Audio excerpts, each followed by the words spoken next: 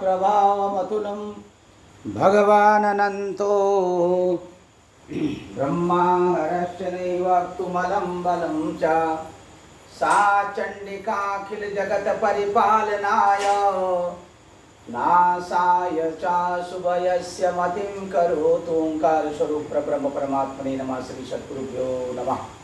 जय ब्रह्मदेव, जय ब्रह्मदेव, जय जय ब्रह्मदेव। ब्रह्मर्षि ब्रह्म ज्योति ज्योतिष यूट्यूब चैनल में मैं आप सभी दर्शकों का हार्दिक अभिनंदन एवं स्वागत करता हूं। प्रिय दर्शकों, यदि आप चाहते हैं कि हमारी वीडियो जैसे ही हम यहाँ से अपलोड करते हैं और अपलोड करते ही हमारी वीडियो आप तक पहुँच जाए, तो आपने यदि अभी तक हमारे ब्रह्म ज्योति ज्योतिष यूट्यूब चैनल को सब्सक्राइब नहीं किया हो तो आप सब्सक्राइब करें, लाइक करें और शेयर करें। साथ में एक छोटी सी घंटी जरूर बजा दें ताकि हमारे द्वारा भेजी गई प्रत्येक नोटिफिकेशन आप तक पहुंच जाए। दर्शकों, इससे पहले सिंह राशिस्थ भौम देवता की स्थिति प्रथम भाव से लेकर छठे भाव तक की स्थिति को दर्शाते हुए आप सबके लिए मैंने ज्ञानवर्धक वीडियो बना करके भेजा। आशा करता हूं कि हमारे द्वारा जो वीडियो भेजा गया है इस संदर्भ में आपने उस वीडियो को सुना होगा और अधिक से अधिक लोगों तक शेयर किया होगा, खुद भी लाइक किया होगा।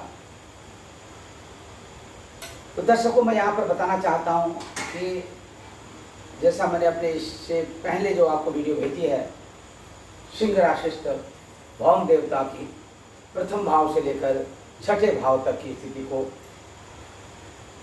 आज मैं आपको एक दूसरी वीडियो बना के भेज रहा हूँ सप्तम भाव से लेकर द्वादश भाव तक सिंह राशिस्थ भौम देवता की स्थिति। आप अपनी जन्म पत्रिका को देखिए। आपके पास जन्म पत्रिका बनी होगी, हो सकता है कि किसी विद्वान आचार्य के द्वारा बनाई हुई, हाथ के द्वारा बनाई हुई जन्म पत्रिका हो या आपने कंप्यूटराइज जन्म पत्री बना रखी हो। आप देखिए कि आपकी जन्म पत्रिका के जो लग्न चार्ट है, जो आपका जन्मांग है, जन्मांग चक्र है, उसमें सिंह राशिस्थ मंगल ग्रह यानी भौम देवता कहाँ पर विराजमान है, सप्तम भाव में या अष्टम में या नवम में या दशम में या एकादश में या द्वादश में। और इससे विपरीत लग्न से लेकर लग्न यानी प्रथम भाव, द्वितीय भाव, तृतीय भाव, चतुर्थ भाव, पंचम भाव, षष्ठ भाव तक में सिंह राशिस्थ भौम देवता यदि विराजमान हैं तो मैंने उसके संदर्भ में एक वीडियो बना करके आपको भेज दी है। जिन लोगों तक अभी तक हमारी द्वारा बनाई गई वीडियो न पहुंची हो और जिन लोगों के पास पहुंच चुकी हो, जिन लोगों ने देख करके अपनी संतुष्टि कर ली हो, उन लोगों से भी मेरा अनुरोध है कि वो लोग अपने अन्य जो उनके इष्ट मित्र बंधु बांधव आदि लोग हैं उन सबको शेयर करें ताकि वो लोग भी हमारे ब्रह्म ज्योतिष यूट्यूब चैनल को सब्सक्राइब करें, लाइक करें और शेयर करें। इससे बहुत बड़ी एक जीने की कला हम सीख जाते हैं, क्योंकि ज्योतिष शास्त्र का जो ज्ञान है ये अपने आप में पूर्ण ज्ञान है। इसीलिए अपने जो कहते हैं ना, पूर्णमदः पूर्णमिदं पूर्णात् पूर्णमुदच्यते पूर्णस्य पूर्णमादाय पूर्णमेवावशिष्यते, इसी तरह से पूर्णात् पूर्णमुदच्यते। यदि आप आज थोड़ा सा कुछ करते हो, धीरे धीरे आगे बढ़ते रहते हो, कुछ न कुछ सीखते रहते हो, तो फिर आप पूर्णता से फिर पूर्णता की ओर अग्रसर रहते हैं। इसमें कोई संदेह नहीं है। इस विद्या को अर्जित करने से आपकी दिनचर्या इतनी अच्छी से व्यतीत होती है, आपको अपनी दिनचर्या में आनंद की अनुभूति होने लगती है। यदि आप ग्रह नक्षत्रों के अनुसार होने वाली उन घटनाओं को समझते हुए अपनी दिनचर्या व्यतीत करते हैं तो आपको निश्चित तौर पर कोई संशय नहीं इसमें, आपकी दिनचर्या अच्छी तरह से व्यतीत होती है। तो दर्शकों, यहाँ पर मैं आपको बताऊंगा कि जिन लोगों की जन्म पत्रिका में सप्तम भाव में सिंह राशिस्थ भौम देवता विराजमान हो। अब आप ये तो जान ही गए होंगे कि आपकी जन्म पत्रिका में जहाँ 5 का अंक लिखा होगा, 5 का अंक का मतलब है कि सिंह राशि। अब ये नहीं कि आप जन्म पत्रिका में जो है सिंह राशि को ढूंढते रह जाएं। मैंने कितनी बार बता दिया है कि मेष राशि को यदि आपने जन्म पत्रिका में देखना है तो जहाँ 1 लिखा होगा वो मेष राशि कहलाएगी, जहाँ 2 लिखा होगा वो वृषभ राशि कहलाएगी, जहाँ पर 3 लिखा होगा उसे मिथुन राशि समझें, जहाँ 4 लिखा होगा उसे कर्क राशि समझें, जहाँ पर 5 लिखा होगा उसे सिंह राशि समझें, जहाँ पर 6 लिखा होगा उसे कन्या राशि समझें, जहाँ पर 7 लिखा होगा उसे तुला राशि समझें, जहाँ पर 8 लिखा होगा उसे वृश्चिक राशि समझें, जहाँ पर 9 लिखा होगा उसे धनु राशि समझें, जहाँ पर 10 लिखा होगा उसे मकर राशि समझें, जहाँ पर 11 लिखा होगा उसे कुंभ राशि समझें, जहाँ 12 लिखा होगा उसे मीन राशि समझें। इस तरह से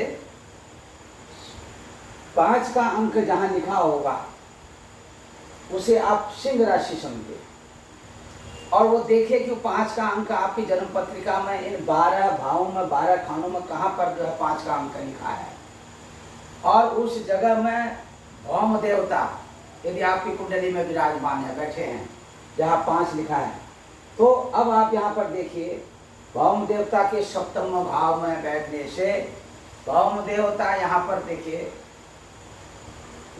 सूर्य देवता के भौम देवता जो है ये मित्र ग्रह है नैसर्गिक, उसमें नैसर्गिक मित्रता में। अब यहाँ पर इनके मित्र ग्रह होने के कारण भौम देवता, क्योंकि आप ये भी जान गए होंगे कि सप्तम भाव जो है एक पति और पत्नी का भाव है। यदि किसी फीमेल की कुंडली है तो उसके पति का भाव है, यदि किसी मेल की कुंडली है तो उसकी पत्नी का ये भाव है सप्तम भाव। और इसी भाव से बिजनेस के संदर्भ में भी विचार किया जाता है, व्यवसाय से संबंधित, शेयर मार्केट से संबंधित, पति पत्नी के रिश्ते, उनके आपसी तालमेल, उनका व्यवहार कैसा रहेगा। दर्शकों, यहाँ पर भौम देवता की स्थिति सप्तम भाव में शास्त्रों के अनुसार बहुत अच्छी नहीं मानी जाती है। सप्तम भाव में भौम देवता विराजमान है तो मांगलिक दोष भी लग जाता है, और यहाँ सिंह राशिस्थ भौम देवता के होने से थोड़ा ये मान के चलिए कि दोष में कुछ कमी आ जाती है, जिसके कारण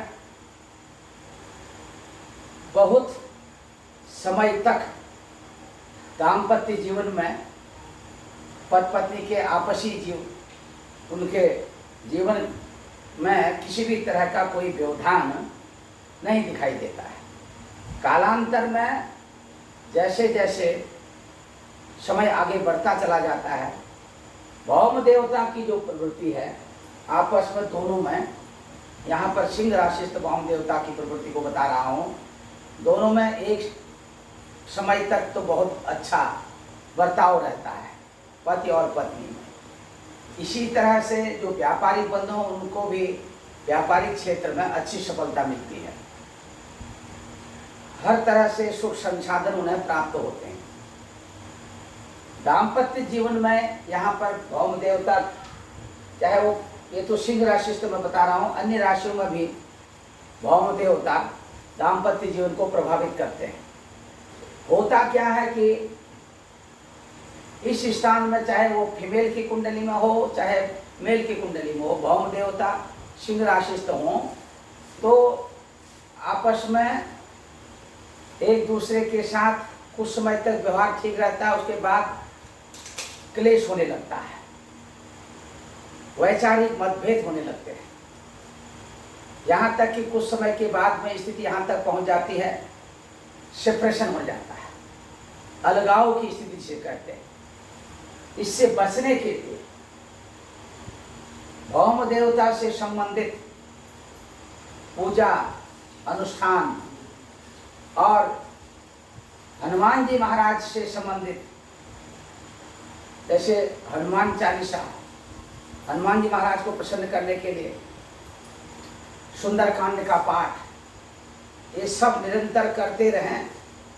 और यदा कदा जब आपके पास समय रहता है पर्याप्त मात्रा में, तो घर में थोड़ा सुंदरकांड का पाठ करा करके और सूक्ष्म रीति के अनुसार हवन भी करवा लें। इससे जो है देवता लोग प्रसन्न रहते हैं। इसी के साथ में यहाँ पर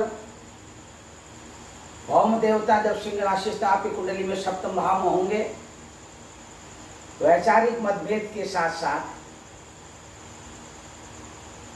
एक क्षण ऐसा भी आ जाता है, दोनों के अंदर ये भावना जागृत हो जाती है कि अलग ही रहें तो अच्छा है। अलग रहने का मतलब है कि हमेशा हमेशा के लिए अलग हो जाते हैं, यानी कि तलाक की स्थिति आ जाती है। इसी के साथ अब बात करते हैं सिंह राशिस्थ भौम देवता की अष्टम भावस्थ स्थिति। अष्टम भाव में सिंह राशिस्थ भौम देवता की स्थिति, यदि आपकी जन्म पत्रिका में अष्टम भाव में सिंह राशि हो, वहां भौम देवता विराजमान हो, या किसी अन्य की कुंडली को आप देख रहे हैं, वहां पर भी ऐसी स्थिति आपको मिलती है, तो निश्चित तौर पर आप जानिए ऐसे व्यक्ति के जीवन काल में 2 या 4 एक्सीडेंट जरूर होते हैं। भौम देवता की ये टेंडेंसी है, चोट आदि से नुकसान पहुंचाना। और दूसरी तरफ की भौम देवता घर भूमि संपत्ति से संबंधित, कोर्ट कचहरी से संबंधित मामलों में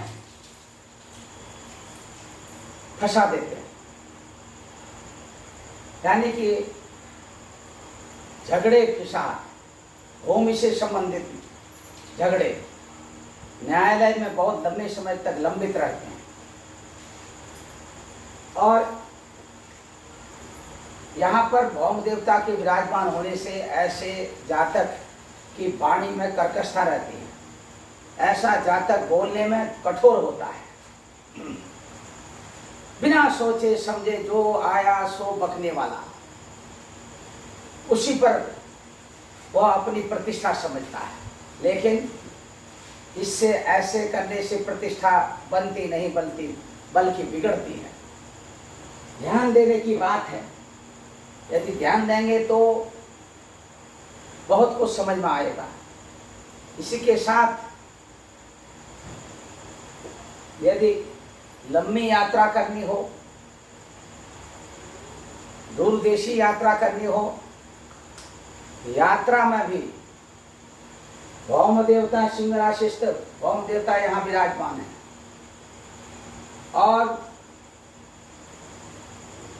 मंगल ग्रह की दशा चल रही हो, विंशोत्तरी महादशा में महादशा चल रही हो, और अपनी महादशा में और भौम देवता की महादशा में भौम देवता की अंतर्दशा भी चल रही हो, तो निश्चित तौर पर उस महादशा अंतर्दशा काल में दक्षिण पूर्वी देशों की यात्रा,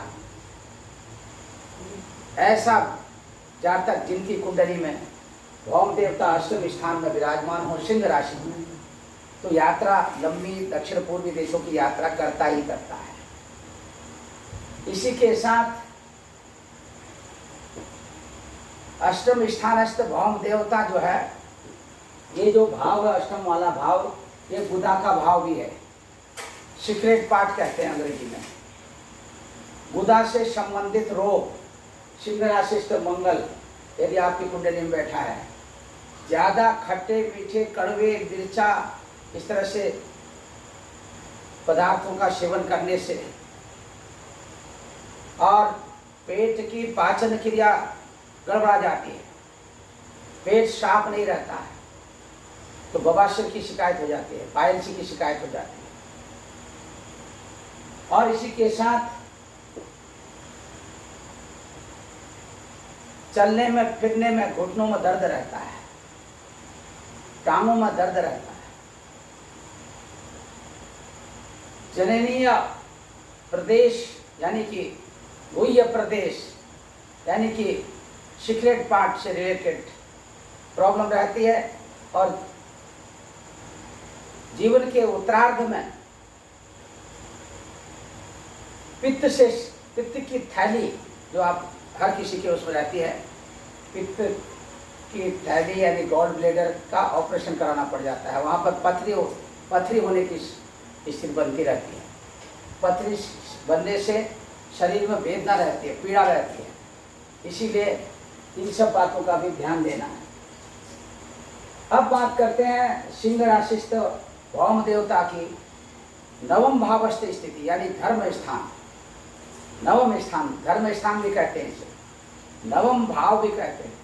नवे भाव पर सिंह राशि बैठी हो, भौम देवता विराजमान हो, तो सिंह राशिस्थ भौम देवता के प्रभाव से व्यक्ति अत्यधिक धार्मिक प्रवृत्ति का तो होता ही होता है,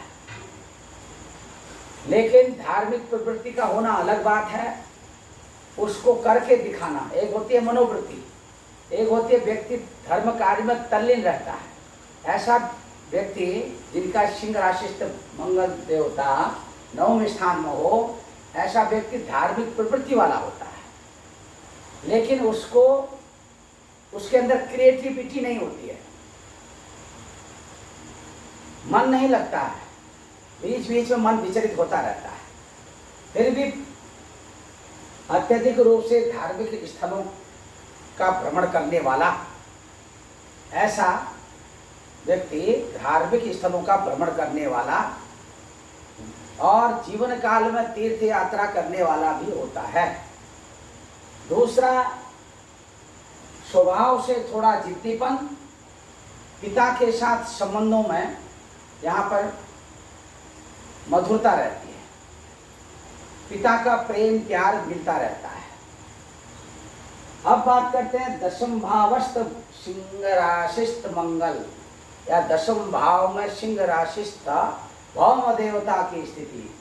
यहाँ पर भौम देवता देखिए, यहाँ पर भौम देवता क्या होते हैं, दिग्बली हो जाते हैं। सिंह राशि यहाँ पर देखिए, राशि का प्रभाव है, भौम देवता की स्थिति है। कर्म क्षेत्र में सीनियर अफसर जो होते हैं आर्मी के, वहाँ तक सीनियर अफसर की पोस्ट मिल जाती है, पद मिलता है। IAS PCS रैंक के अधिकारी होते हैं, सिविल सर्विस में अधिकारी के रैंक में रहते हैं। ऐसे व्यक्ति राजनीतिक क्षेत्र में भी बहुत अधिक उथल पुथल मचा देते हैं, सक्रिय रूप से भाग लेकर के एक अच्छे कुशल वक्ता और राजनेता के रूप में उभरते हैं, किसी भी तरह की कमी नहीं रह जाती।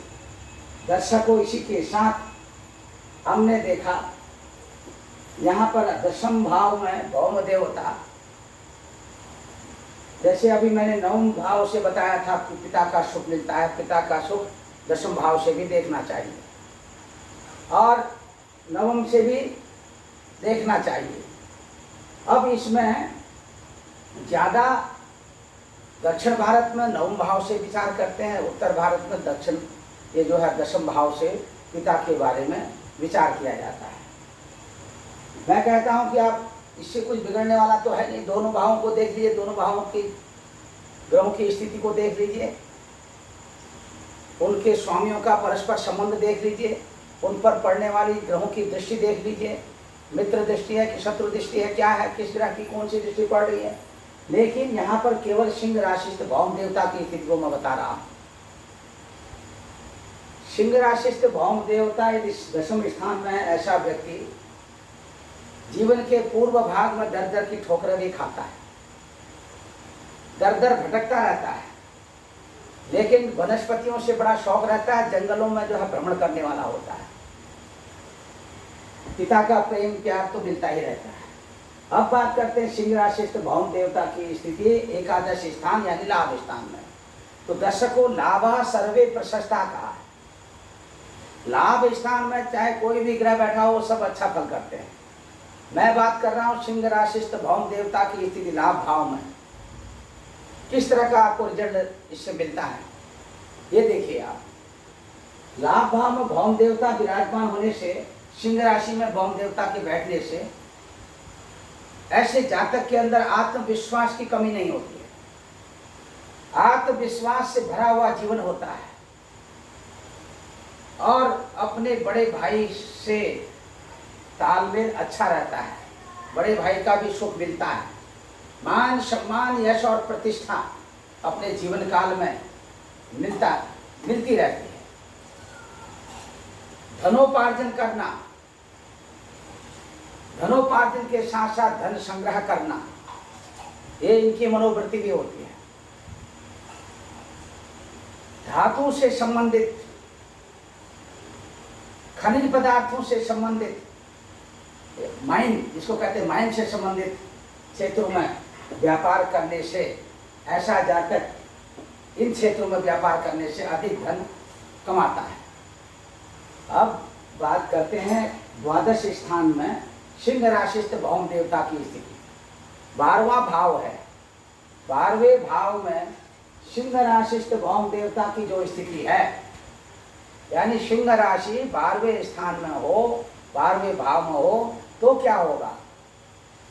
ऐसे जातक के संबंध जो है अपने सगे संबंधियों के साथ बिगड़ते रहते हैं, बनते रहते हैं। कभी बहुत क्लोज हो जाते हैं, कभी बहुत दूरियां बढ़ जाती हैं।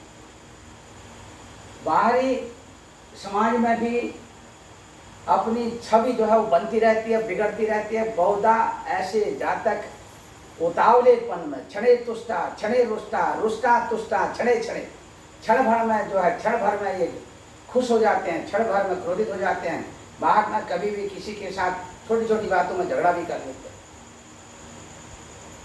कोर्ट कचहरी कानून से संबंधित, लॉ से संबंधित, विधि से संबंधित, न्यायालय से संबंधित दो चार केस तो इनके ऊपर पड़ते रहते हैं। उन केसों का सामना करते रहते हैं, घबराते नहीं हैं। आमदनी से ज़्यादा खर्चे करने की प्रवृत्ति रहती है, क्योंकि ये भाव जो है आमदनी, ये का धन का भाव ये है, ये भाव व्यय का भाव है, यानी खर्च का भाव। 12वें स्थान को कहते हैं खर्च करने वाला भाव। तो यहाँ पर ये खर्च अधिक करवाता है। भौम देवता जो बहुत ज़्यादा खर्च करवाते हैं, ऐसे जातक की प्रवृत्ति भी होती है इस तरह की। और बहुत साहसी और हिम्मती,